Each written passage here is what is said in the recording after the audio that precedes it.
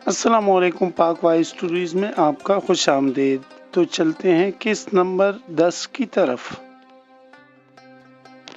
रमशा अकरम इसके लिए सचमुच दर्द सर बन चुकी थी। इन दिनों फिर से प्लानिंग की मसरूफियत ने इसे अपने तरफ मुतवज्जा कर लिया था।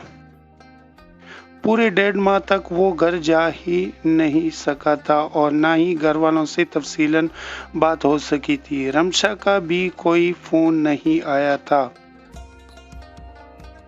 फिर लाला की शादी के हंगामी जाग उठे और इसके दिमाग से रमशा बिल्कुल ही निकल गई। हुरिया भाभी के आमद और मुन्ना के रुखसती 2 शादियों की तकरीबात थी। सो अब को सर को जाने की भी फुर्सत नहीं थी। एक तरफ अजीज जान दोस्त था और दूसरी तरफ भाई लाला की शादी भी बेहद यादगार रही थी। मुन्ना और अली वलीमा के कुछ दिन बाद सऊदीया चले गए थे और हुरिया भाभी मुस्तकिल इनके घर में रौनक बनकर उतर आई थी। शादी के 3 माह बाद अनास लाला इससे मिलने के लिए चले आए। अब खुश भी हुआ और हैरान भी। भाभी ने कैसे आने दिया, वो इन्हें छेड़ रहा था, मगर लाला काफी संजीदा होना पड़ा। मुझे तुमसे कुछ जरूरी बात करना है। अब वो बेहद उलझे दिखाई दे रहे थे। जी लाला, तुम रमशा अकरम को जानते हो, वो आप तक भी पहुंच गई है। अब का लहजा जबता हुआ था। वो नहीं पहुंची, इसका बाप आया था मेरे पास। अनास लाला का अंदाजा कुछ सोचता हुआ और कोया सा था। क्या मतलब? अब चौंक गया। जानते हो इसका बाप कौन है? लाला ने संजीदा नजरों से इससे देखते हुए कहा। नहीं, वो इससे नावाकिफ था। इसका बाप इस शहर का नमूर बिजनेसमैन है, फैक्ट्रियां चलती हैं इसकी। रमशा इसकी 3 बेटों के बाद पैदा होने वाली बेटी है और जैसी मोहब्बत हम तुमसे करते हैं ठीक वैसी ही मोहब्बत वो अपनी बेटी से करता है। और जानते हो बाप कब और क्यों बेबस होता है? इनकी आवाज़ और लहजा दोनों ही धीमे थे। जाहिर है मैं कैसे जान सकता हूँ, अब छेड़कर बोला। वो इनके तमहीद का मतन कुछ जान रहा था। अब तुम और रमशा अगर एक दूसरे को पसंद करते थे तो फिर तुमने हमें क्यों नहीं बताया? हम एक तरीके के साथ तुम्हारा रिश्ता लेकर जाते। वो संजीदगी से कह रहे थे। क्या मतलब? मैं रमशा को नहीं जानता। वो मेरे लिए सिर्फ एक रंग काल है और 1 साल से वो लाला से ये सब कहना चाहता था, मगर न जाने क्यों नहीं कह पाया।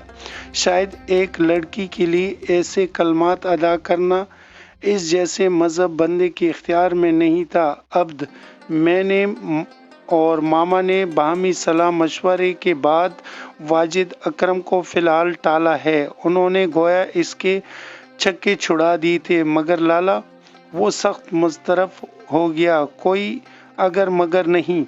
एक बाप की बेबसी को सिर्फ वो ही महसूस कर सकता है जो एक हमदर्दाना दिल रखता है। वो अपनी बेटी की वजह से मजबूर थे, तब ही हमारे घर हाथ बांधे चले आए। इन्हें यकीनन रमशा ने मजबूर किया होगा और तुम भी तो यही चाहते हो, वाजिद साहब बता रहे थे कि 1-1.5 साल से तुम्हारा और रमशा का राब्ता है। बहरहाल अच्छी तरह से सोच लो, मैं और मामा तुम्हारा रिश्ता तय करना चाहते हैं और वाजिद साहब कह गए हैं कि वो अपनी बेटी का निकाह तुम्हारे अलावा किसी और से नहीं कर सकते हैं। अगर ऐसा करने के उन्होंने कोशिश भी की तो रमशा खुद को ख़त्म कर लेगी। इन्हें अपनी बेटी की ज़िंदगी अजीज़ है और हमें तुम्हारी खुशी। लाला तू अपना नुक्ता नज़र वाज़े करके चले गए थे, ताहम वो सोचों के बनूर में डूबता उभरता जा रहा था। इसके तो गुमान में भी नहीं था कि एक रंग काल इसकी मोहब्बत में मुब्तला होकर इतना बड़ा कदम उठा लेगी। न जाने क्यों पहली मर्तबा इसके दिल में रमशा के लिए खुद ब खुद नरम जज्बात उभर आए थे और वो इस वक्त हैरान रह गया था जब रमशा की फ़ोन कॉल्स का इससे इंतज़ार रहने लगा।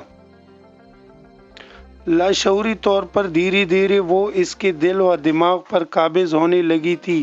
ابھی تک اس نے رمشا کو دیکھا نہیں تھا،